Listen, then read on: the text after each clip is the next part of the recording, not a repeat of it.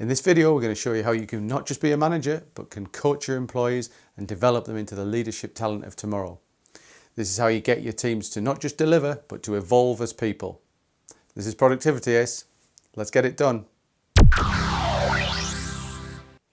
Companies have got really high expectations of the modern manager. It's not like years ago where it was just the boss in the office ordering people to do what they want. These days, a manager is expected to do an awful lot more. It's not like years gone by. Our teams are now no longer just conduits to getting the job done. Modern managers are expected to help develop their teams as people, develop their emotional intelligence, develop their leadership skills, and not just inside work, but outside work as well. There's an awful lot to do. We need to monitor their physical and mental health, their job satisfaction, their career progression, their reward and recognition, and pretty much every other aspect of their working life. So how is that all possible? And that's where career coaching comes in. Managers are often encouraged to get the best out of their teams by using coaching methodology. But sometimes the difference between management and coaching is not particularly well understood. Let's dive into it here. You'll sometimes hear the terms management and coaching used interchangeably. That's incorrect in my opinion. I think there's a big difference. Managing refers to overseeing the work of your team, to helping them get the job done, to helping them deliver on the tasks that they need to do. Basically getting your team to do its job. And that would typically involve tasks like these: delegating tasks and work items, providing feedback, monitoring good and bad performance, onboarding and offboarding new staff and managing headcount, resolving conflicts, resource planning, and status reporting and other administration tasks. Is that all you do? Well, if that's the case, then you're definitely a manager. And I don't say that lightly, because that's not a bad thing. In fact, that's great. Doing all of these tasks takes a hell of a lot of skill. It takes organization, aptitude, and real ability. Great managers are very, very hard to find. So if you're doing all of that stuff and you're doing it well, that's fantastic. Management is a tough job. It requires problem-solving ability, organization, determination, and a real aptitude for people. Management is a skill that needs to be learned, refined, enhanced, and perfected. Some of these skills are extremely complicated and take a lot of experience and determination and skill to be able to achieve well. And many managers fail. I'm sure you can all easily think of bad managers that you've had that might have let you down on one or maybe more of these aspects. So if you're happy being a great manager, carry on as you are.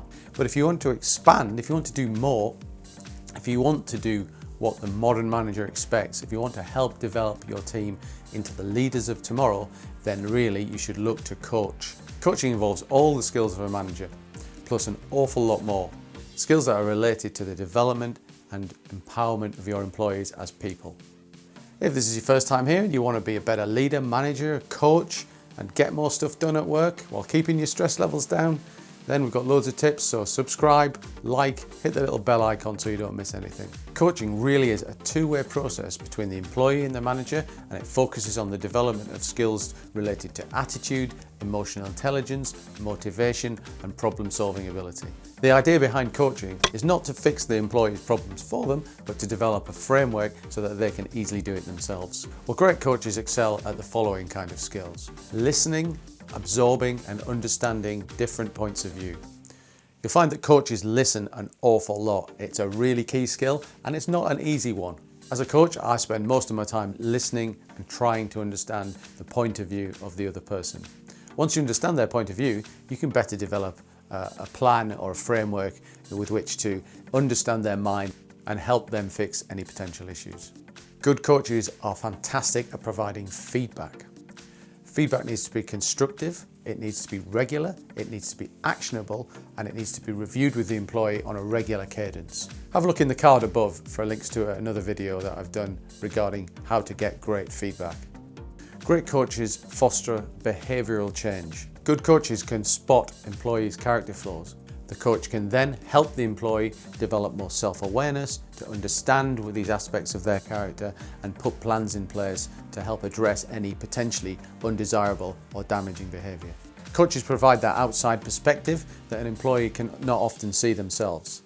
When a coach has a genuinely empathetic response to an employee's issue, they can understand that it's not just an issue to be solved, but there are impacts, there are consequences, everything goes a lot deeper, there may be family involvement, and what the coach might consider to be an important issue to them personally might be completely different to what is important to the employee. That empathetic response allows the coach to understand and really get to the nuts and bolts of what the problem is. Strength recognition is a very important characteristic of a good coach. A good coach not only recognises an employee's flaws and tries to help to do something about them, but focuses energy on positivity, recognises the great stuff that employees do, recognises the great work, the great aspects of their character that make them the people they are, and focuses energy on not just fixing the flaws, but refining the positives. Coaches help employees develop their own natural support framework. It's important to understand that coaches don't necessarily fix problems for employees, but they help the employee construct their own scaffolding, their own framework, so that they can then deal with issues in a better way, a more effective way by themselves. It really is a case of empowerment. Coaching an employee to build that scaffolding, that framework, can be really satisfying, and it can be really enjoyable for a coach to see an employee develop into a person who can absorb issues and work out the best way to fix them themselves based on the help that the coach has given. Sure, we always want to get the job done, and I'm very, very delivery focused, but it's also really important for me to develop a team that feels empowered and in charge of their own destiny. Getting results is really important, but ensuring your team is healthy, mentally equipped, and empowered is much more important. These critical frameworks allow an employee to self-manage and self-support and give them a much greater sense of satisfaction than merely following management direction. When individuals join my team, I try and coach them. Sometimes that takes a long time, but when it works, it's extremely satisfying. And it's even more satisfying when you see those employees taking those coaching skills that you've taught them and then seeing them go on to coach other people in the team or other individuals in the firm. That really is how leaders develop. So I always encourage managers to not only nail the management aspects of their job, but to have a strong focus on coaching. Because management helps your team get the job done, but coaching really does develop the leaders of tomorrow. So here's something to think about. Wouldn't it be great if your team regarded you as a coach, a mentor, rather than just a boss? Let me know in the comments if you feel you've got a really good coaching relationship going on. Let me know in the comments if you think you've got any other tips for what makes a great coach or anything I've missed. Have you ever had a manager that you've regarded as an incredible coach, somebody who goes above and beyond just the management role? Or have you ever had a manager who was outstanding at the management stuff, but really poor at coaching? And if you like this video, then of course, subscribe, like, share, do all that business, because it gives me a really nice warm feeling. So that's it for this one on Productivity ACE. We'll see you next time.